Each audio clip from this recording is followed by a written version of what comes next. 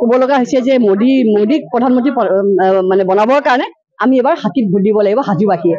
গতিকে সেইটো ক'বৰ কাৰণে আমাক ঘূৰিব লগা হৈছে। ৰাইজৰ সঁহাৰি ভাল, ৰাইজে বুজালে ঘূৰিব পাৰে, হাতীতে ভোট দিব, কাৰণ তেওঁলোকেতো কৈছে হাতীত ভোট দিলেও পদুম ফুলে ভোট পাব, মৌচুমী সহায় পাব।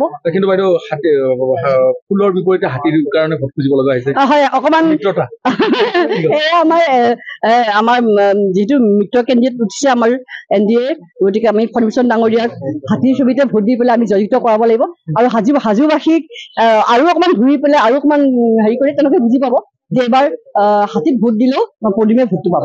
দীপায়ন দুলুৱানহে তেনেকে পাৰ্টি আছে। আমি শুনা নাই, আমাৰ ইয়াতে সেইবিলাক মেটাৰ নকৰে। হাজোত সদায় মানে মোদী ডাঙৰীয়াকে চাই বা হিমন্ত বিশ্ব শৰ্মাক চায়ে ভোট দি আহিছে। গতিকে এইবাৰ ফণীভূষণ চৌধুৰীক তেওঁলোকে মোদীৰ কাৰণে, আমাৰ প্ৰধানমন্ত্ৰীৰ কাৰণে, আমাৰ মুখ্যমন্ত্ৰী ডক্টৰ হিমন্ত বিশ্ব শৰ্মাৰ কাৰণে হাতীটো ভোট দিব। বাইদেউ বৰপেটা যি সমষ্টি, বৰপেটা সমষ্টি লোকসভা সমষ্টিত ইয়াত বিৰোধী থাকিব নে? বিৰোধীটো এই মুহূৰ্তলৈকে বিৰোধী মানে খণ্ড হৈ গৈছে। আমাৰ বিৰোধী একত্ৰিত হ'ব পৰা নাই। এটা সমষ্টিত এজন বিৰোধী, এটা সমষ্টিত 10টা সমষ্টি, যেনেকে লোকসভাত তেনেকুৱা 10জন মান বিৰোধী হয়তো আছে, কিন্তু কামত নাহিব নহয়। আমিতো একত্ৰিত হৈ গৈছো ন। আমাৰ একত্ৰিত শক্তিৰ সন্মুখত বিৰোধী এই মুহূৰ্তত মানে ক'বলৈ বেয়া লাগে, কিন্তু মানে প্ৰেক্টিকেলত দেখিছো যিটো বৰপেটা লোকসভাত যে বিৰোধী ভোট দিবলগীয়া হৈছে, আপোনাক যোনখিনি মানুহে ভাল পায় বুজাব লগা হৈছে। তেওঁলোকে কৈছে যে আমি আপোনাৰ লগত আছো বুলি কৈ আছে, কিন্তু মোৰ লগত থকা মানে যে হাতী, সেইটো অকণ বুজাব লগা হৈছে। আমি আৰু অকণমান ঘূৰিব লাগিব যে অভিলেখ ভোট পৰিব, মোৰ বিশ্বাস। ক'ব লগা হৈছে যে মোদীক প্ৰধানমন্ত্ৰী মানে বনাবৰ কাৰণে আমি এবাৰ হাতীত ভোট দিব লাগিব হাজোবাসীয়ে। গতিকে সেইটো ক'বৰ কাৰণে আমাক ঘূৰিব লগা হৈছে। ৰাইজৰ সঁহাৰি ভাল, ৰাইজে বুজালে ঘূৰিব পাৰে, হাতীতে ভোট দিব, কাৰণ তেওঁলোকেতো কৈছে হাতীত ভোট দিলেও পদুম ফুলে ভোট পাব, মৌচুমী সহায় পাব। কিন্তু বাইদেউ ফুলৰ বিপৰীতে হাতীৰ কাৰণে ভোট খুজিব লগা হৈছে। হয়, অকণমান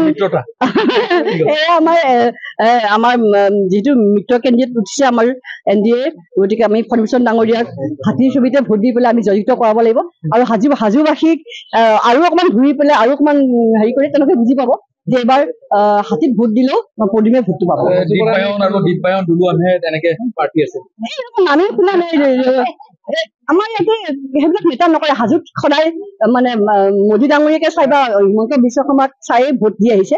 গতিকে এইবাৰ ফণীভূষণ চৌধুৰীক তেওঁলোকে মোদীৰ কাৰণে, আমাৰ প্ৰধানমন্ত্ৰীৰ কাৰণে, আমাৰ মুখ্যমন্ত্ৰী ডক্টৰ হিমন্ত বিশ্ব শৰ্মাৰ কাৰণে হাতীটো ভোট দিব।